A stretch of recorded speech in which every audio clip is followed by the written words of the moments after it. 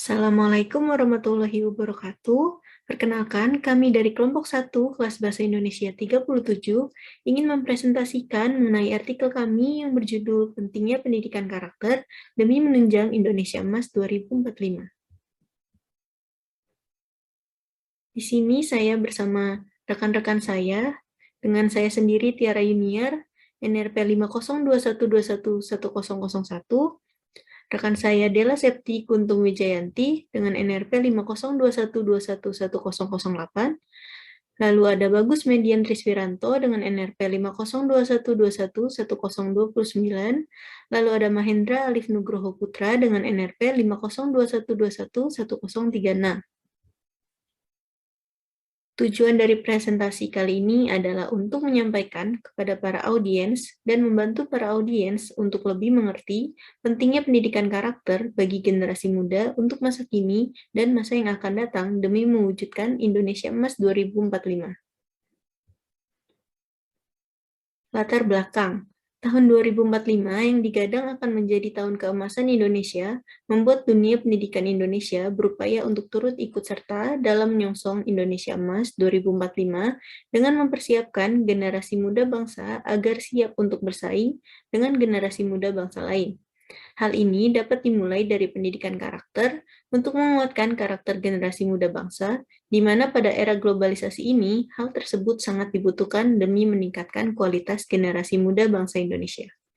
Selanjutnya akan dilanjutkan oleh rekan saya. Selanjutnya yaitu permasalahan. Yang pertama, bagaimana pengaruh pendidikan karakter terhadap kualitas generasi muda? Yang kedua, bagaimana perkembangan pendidikan karakter di Indonesia saat ini? Yang ketiga, bagaimana upaya pemerintah dalam penguatan karakter bagi generasi muda saat ini?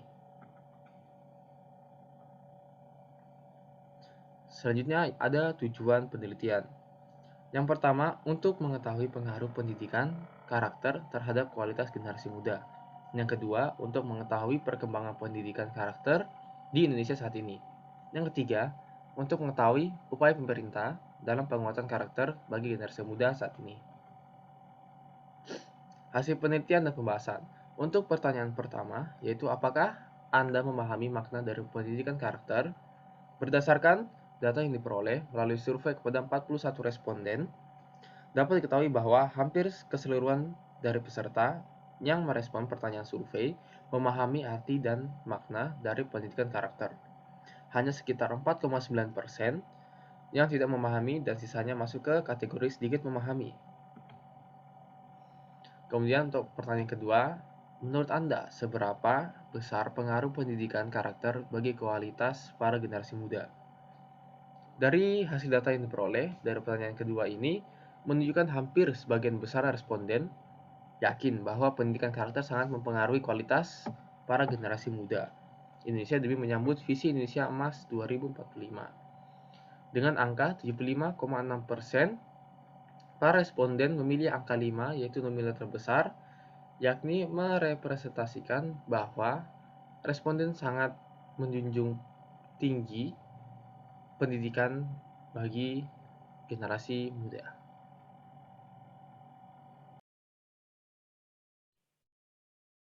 Oke, di pertanyaan ketiga. Nah, jadi pertanyaan yaitu, ya, menurut Anda, apakah sekolah-sekolah di Indonesia telah mengajarkan pendidikan karakter kepada para siswanya?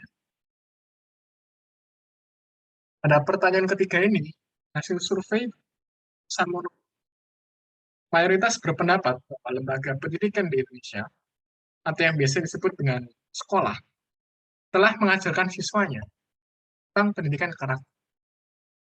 Pernyataan ini dapat kita lihat pada hasil survei di sini, yang menunjukkan bahwa 78 responden setuju. Nah, dari sini itu menunjukkan bahwa responden sangat yakin bahwa pemerintah telah memasukkan kurikulum yang memuat tentang pentingnya pendidikan karakter untuk kehidupan di jenjang selanjutnya.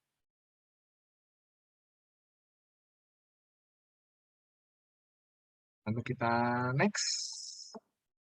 Dan berikutnya, yaitu, menurut Anda, apakah pendidikan karakter di Indonesia telah mengalami kemajuan? Nah, hasil survei dari pertanyaan keempat ini menunjukkan hasil yang lebih dinamis dari data sebelumnya.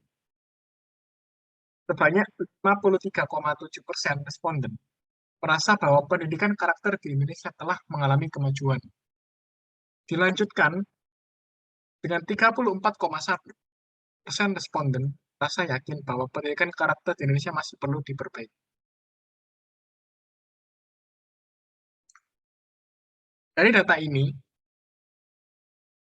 dapat kita buat kalimat bahwa mayoritas masyarakat Indonesia merasa bahwa pemerintah telah berhasil mengembangkan dan mengupayakan agar pendidikan karakter di Indonesia dapat menjadi lebih baik di kedepannya.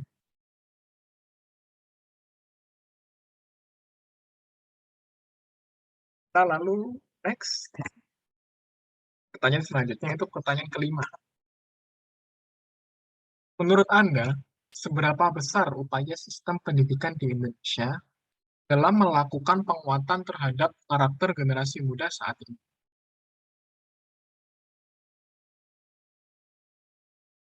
Nah,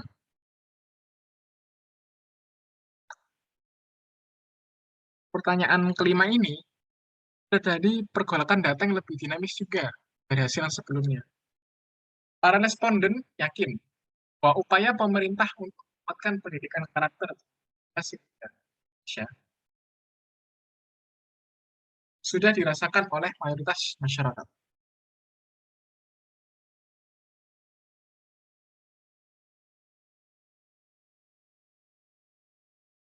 Hal ini ditunjukkan dengan angka 4. Kita lihat di sini.